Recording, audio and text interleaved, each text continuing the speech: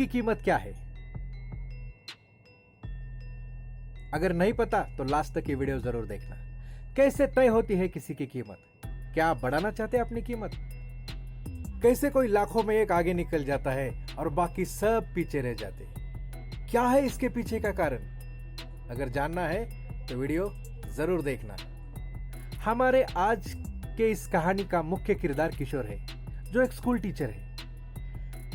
अपने आप को बेहतर बनाना और बच्चों को अच्छी से अच्छी शिक्षा देना किशोर के जीवन का लक्ष्य है। किशोर बहुत अच्छी तरीके से बच्चों को पढ़ाता है, साथ ही साथ वो बच्चों की मदद भी करता है। किशोर के लिए स्कूल नहीं है, बल्कि एक मंदिर है, जहां वो अपने जीवन का सारा समय बिताना चाहता है। किशोर पिछले कुछ दिनों से स्कूल में एक्स्ट्रा क्लासेस ले रहा है। जैसे स्कूल खत्म होता है, किशोर 2 घंटा एक्स्ट्रा क्लासेस लेता है। लेकिन जिस दिन से किशोर ने एक्स्ट्रा क्लासेस लेना शुरू किया है, वो परेशान रहने लगा है और अपनी इस परेशानी को वो किसी के साथ बांटना चाहता है। इसीलिए वो बाबा जी के पास चला आया है। बाबा जी इस कहानी का अहम हिस्सा है, जो संत भी है, महात्मा भी है और इन गिन चुने लोगों में से है जो लोगों की मदद करते हैं और उनकी समस्याओं का समाधान देते हैं। बाबा जी संत महात्मा के साथ साथ एक आदर्श पुरुष भी है। किशोर अपनी समस्या लेकर बाबा जी के पास आया है, लेकिन क्या बाबा जी किशोर की समस्या का समाधान दे पाएंगे? क्या किशोर अपनी समस्या बाबा जी के पास ठीक तरह से बाबा जी को समझा पाएगा कि उसकी समस्या क्या है? देखते हैं इस कहानी में, जिसका नाम है कीमत।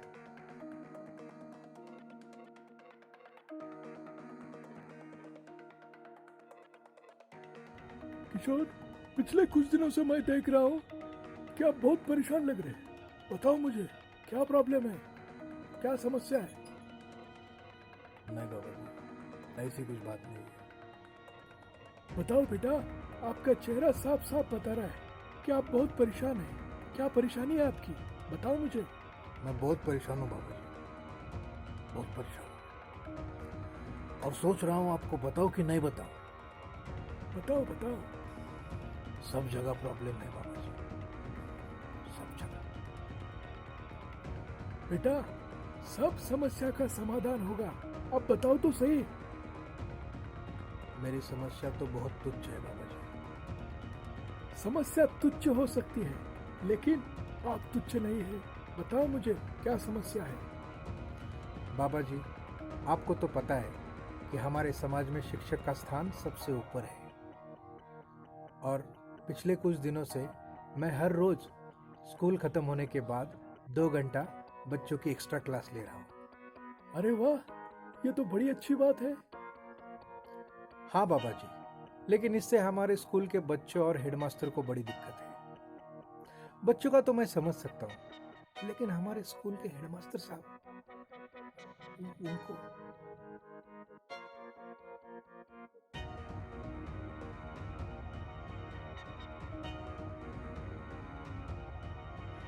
किशोर सर, मेरा गांव यहाँ से 90 किलोमीटर दूर है। मेरा आने जाने में 4 घंटा निकल जाता है।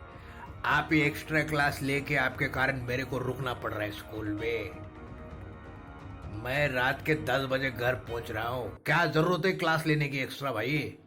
हेड मास्टर इधर रेडी नहीं है, तुम ले रहे हो क्लास। आपका तो घर यहाँ पे, आप यहाँ जा सकते हैं, लेकिन मेरा घर तो यहाँ से बहुत दूर है। आपको सैलरी तो मिल रहा है ना, गवर्नमेंट आपको पगार तो दे रहा है ना। करो ना फिर स्कूल का नौकरी। ये खाली पीली क्यों कर रहे हो? रहने दो भाई हमको भी स्कूल में।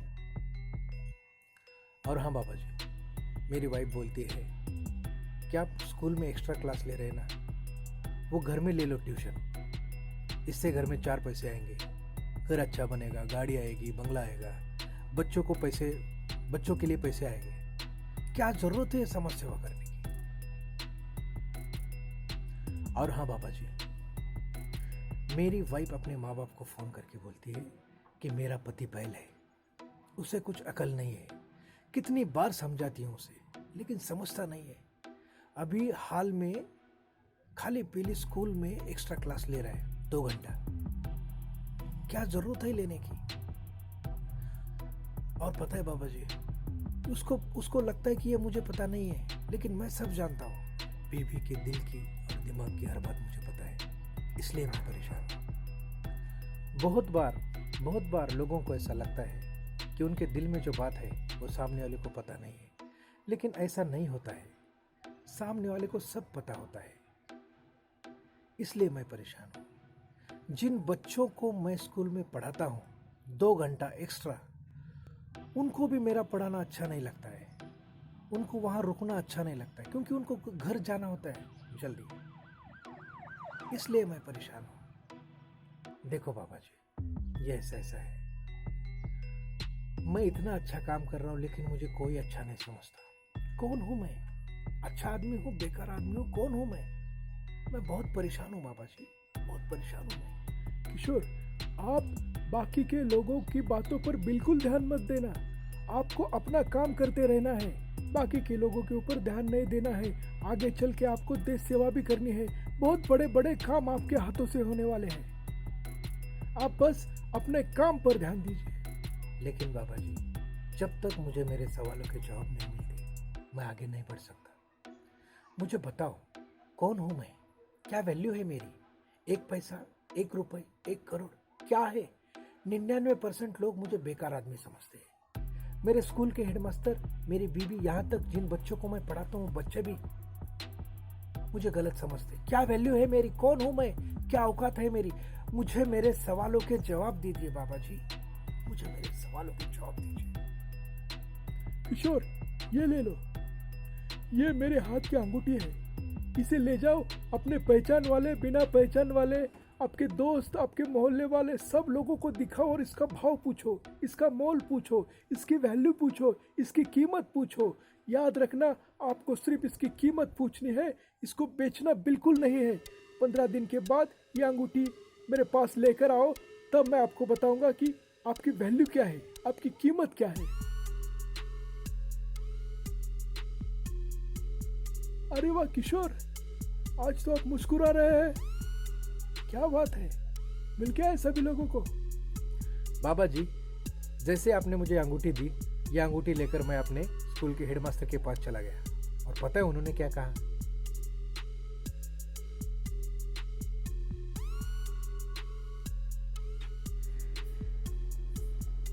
अभी ये अंगूठी बेचने का काम चालू किया गया? अंगूठी बेचने का काम चालू किया? 10 रुपए दे सकता हूं। ऐसे मार्केट में बहुत सारे अंगूठी मिलते हैं, दियो क्या अभी 10 रुपए? मैंने हेडमास्टर को कहा, नए सिर्फ दाम पूछने को बोला है, बेचना नहीं है। और हाँ, उसके बाद बाबा जी, मैं हमारे गांव के सबसे बड़े कपड़ा व्यापारी के पास चला गया और मैंने ये अंगूठी उनको दिखाई और कहा कि ये जो अंगूठी है हमारे गुरु ने आपको दिखाने को बोला है, आप इसके दाम बताइए, कितना इसका दाम है? अंगूठी तो मेरे को अच्छी लग रही है, लेकिन अपना कपड़ा का व्यापार है ना, ये तो इतना समझता नहीं है। फिर भी इसका 1000 रुपये दे सकता हूँ मैं। दे दो, अभी दे दो, निकाल के पैसा, कैश दे दो। और हाँ बाबा जी, उसके बाद मैं सुनार के पास गया। अरे सुनार साहब, इस अंगूठी का मोल तो बताइए, इसकी क्या कीमत हो सकती है? अरे वाह, अंगूठी तो बहुत बढ़िया है। कहाँ मिली आपको ये? और सोने की भी लग रही है। थोड़ा वजन तो देखो, अंदाजा कितना है, 2 तोले के आसपास रहेगी। तो इसका मैं आपको 50,000 दे सकता हूँ। अब भी क्या कैश दियो? धन्यवाद सर, मुझे सिर्फ इस अंगूठी का मोल पता करना है, इसे बेचना नहीं है। और हाँ बाबा जी, इन तीनों को मिलने के बाद मेरे दिमाग में तो जैसे हलचल मच गई। मेरे को तो कुछ समझ में नहीं आ रहा। हमारे स्कूल के हेडमास्टर ने इस अंगूठी का कीमत, इस अंगूठी की वैल्यू 10 रुपये बताई, वही कपड़ा व्यापारी ने 1000 रुपये और सुनार ने 50,000 रुपये। मेरे को तो समझ में नहीं आ रहा। ऐसे तैसे करके मैं वहाँ से निकला और डायरेक्ट आपके पास पहुँचने वाला था कि बीच में मुझे ये डायमंड शॉप मिल गया, तो मैं वहाँ चला गया। और पता है डायमंड शॉप वाले ने क्या कहा?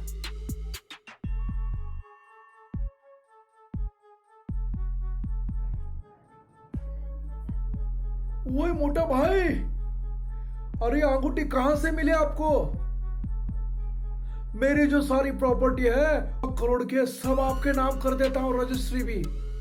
बस ये अंगूठी मुझे दे दो यार, इसमें ये बहुत अनमोल है, इसका कोई मोल नहीं है। कब से मैं इसे ढूंढ रहा था, पूरी जिंदगी मेरी निकल गई देखते देखते, लेकिन ये अंगूठी आप मुझे दे दो, मेरी सारी प्रॉपर्टी आप ले लो, ये अंगूठी मुझे दे दो मोटा भाई।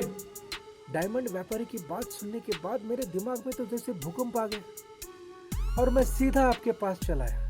मेरे समझ में नहीं आ रहा कि एक ही अंगूठी की अलग अलग कीमत कैसे लोग बोल रहे हैं। डायमंड व्यापारी तो इतना उतावला हो गया कि उसकी सारी संपत्ति, सारी जायदाद मुझे देने को रेडी हो गया। वो मेरा गुलाम भी बनना चाहता है। हाँ किशोर, आपका मोल भी बिल्कुल ऐसे ही है।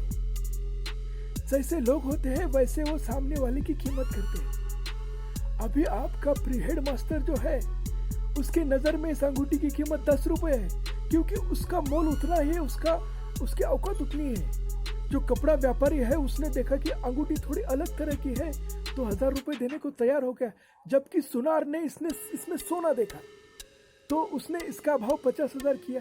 और लास्ट में जब आपने इसको डायमंड व्यापारी को दिखाया तो इसको पता चल गया कि इसके अंदर जो रतन है, इसके अंदर जो डायमंड लगा है वो तो अनमोल है, इसकी कोई वैल्यू नहीं हो सकती। इसके कारण वो अपनी सारी दौलत, सारी प्रॉपर्टी आपको देने को तैयार है। तो आप समझे कि आप अनमोल है इस अंगूठी की तरह। आपका जैसा कोई दूसरा आदमी इस दुनिया में नहीं है। और याद रखना, किसी भी इंसान के जैसा दूसरा आदमी इस धरती पर नहीं होता है। भगवान ने सबको अलग अलग बनाया है, हम सब अनमोल है। बस जरूरत है कि अपने आप को तराशने की। क्या समझे? यही ना कि आप अनमोल है। बस तराशने की जरूरत है, तो तराशिए अपने आप को। जब तक तराशेंगे नहीं आप चमकोगे नहीं।